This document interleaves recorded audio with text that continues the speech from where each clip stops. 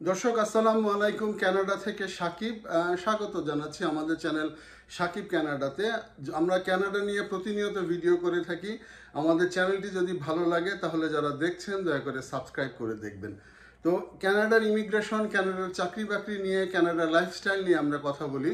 তো আজকে একটু কথা বলবো কানাডার প্রধানমন্ত্রী জাস্টিন ট্রুডো গত 26শে আগস্ট সোমবার দিন একটি ঘোষণা দিয়েছেন। তিনি ঘোষণায় বলেছেন যে কানাডা এখন আর আগের মতো foreign worker, temporary foreign worker তারা পৃথিবীর বিভিন্ন দেশ থেকে যা আনতো সেটা তারা এখন আর আনবে না, সংখ্যাটা তারা কমিয়ে দেবে। তবে সংখ্যাটা কত কমাবে সেটা কিন্তু তিনি বলেননি। এবং এই আগামী সেপ্টেম্বরের 26 তারিখ থেকে, অর্থাৎ আগস্টে ঘোষণা দিয়েছেন এবং সেপ্টেম্বরের 26 তারিখ পর্যন্ত থেকে এই ঘোষণাটি কার্যকর হবে। তো এখানে ঘোষণাটা এখন পর্যন্ত পুরোপুরি ক্লিয়ার আসেনি, তবে যেটা হচ্ছে যে টেম্পোরারি ফরেন ওয়ার্কার কানাডাতে এখন কমে যাবে, অর্থাৎ বিদেশ থেকে জব ভিসা বলেন, এলএমআই অ্যাপ্রুভ ভিসা বলেন, ওয়ার্ক ভিসা বলেন, এই ভিসাতে এখন আর লোক আগের মতো আসবে না, আগের চেয়ে কম আসবে। তো কি কারণে সেটা হয়েছে, যে প্রধান কারণটা হচ্ছে যে কানাডার মধ্যের বেকারত্ব বেড়ে গিয়েছে। কানাডায় এখন অনেকেই রিফিউজি ক্লেম করে বসে আছেন, কানাডায় অনেক স্টুডেন্টরা কাজ পাচ্ছেন না, যার ফলে কানাডার বেকারত্ব কিন্তু বেড়ে গিয়েছে। এবং বেকারত্ব এই মুহূর্তে গত জুলাই মাসে কানাডার বেকারত্ব ছিল 6.4%। এটা কানাডার নর্মাল সময়ের চেয়ে অনেক বেশি। এবং ঠিক 2022 সালের এই সময় কানাডাতে বেকার ছিল 4.9%। অর্থাৎ 4.9 থেকে এখন 6.4-এ গিয়েছে।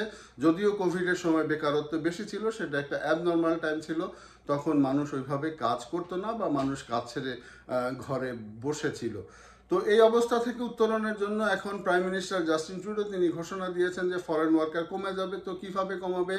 যেমন অনেক কোম্পানি আছে যে আগে কানাডার মধ্যে তারা লোক আনতো বিদেশ থেকে, এবং একটি কোম্পানি তাদের মোট লোকের 20% ফর টেম্পোরারি ফরেন ওয়ার্কার রাখতে পারতো। তাদেরকে দেখাতে হতো যে তারা কানাডার মধ্যে থেকে লোক পায়নি, এবং নিয়মের ফাঁকফোকর থেকে লোকের প্রয়োজন না হলেও হয়তো তারা কিছু পয়সাপাতির বিনিময়ে বিদেশ থেকে লোক নিয়ে আসতো, এবং সেটা 20%। কিন্তু এখন থেকে সেই সংখ্যাটা কমে কিন্তু 10% হবে আগামী সেপ্টেম্বর মাস থেকে। তো এই হচ্ছে একেবারে মোটা দাগের কথা।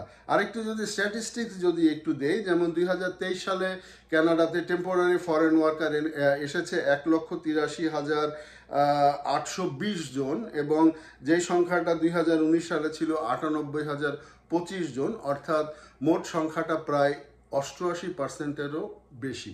88%-এরও বেশি কিন্তু কানাডাতে গত কয়েক বছরে টেম্পোরারি ফরেন ওয়ার্কার এসেছে। এই টেম্পোরারি ফরেন ওয়ার্কাররা কৃষিতে আসে, টেম্পোরারি ফরেন ওয়ার্কাররা বিভিন্ন জায়গায় কাজ করে। এবং এখানে আরেকটি বিষয়, এখন কিন্তু এই এলএমআই অ্যাপ্রুভ জব যেগুলি হচ্ছে, এখন এলএমআই এর মেয়াদ থাকছে কিন্তু 6 মাস পর পর তাদেরকে আবার এলএমআই এর কিন্তু তাদের রিনিউ করতে হয়। তো এর ফলে ইম্প্যাক্টটা কি হবে? ইম্প্যাক্টটা হবে যে সেটা হচ্ছে যে কানাডার যে ভিতরে যারা আছে যারা কাজ খুঁজছেন, তাদের কাজ খোঁজার পরিমাণ, তাদের কাজের পরিমাণটা বেড়ে যাবে, এবং বিদেশ থেকে লোক আসার পরিমাণটা কিন্তু কমে যাবে। সেটা হচ্ছে জব ভিসার ক্ষেত্রে।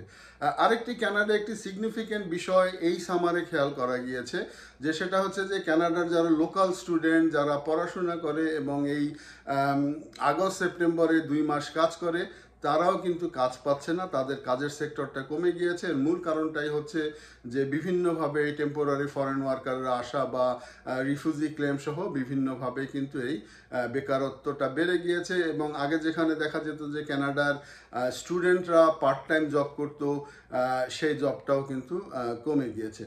তো সব মিলিয়ে সুখবরটা হচ্ছে যে কানাডা এখন যারা আছেন তাদের জন্য সুখবর। কানাডায় যারা অ্যাসাইলাম করে আছেন তাদের চাকরির বাজারটা একটু উন্মুক্ত হবে, আরও খুলে যাবে, এবং বিদেশ থেকে লোক আসার পরিমাণটা কমবে।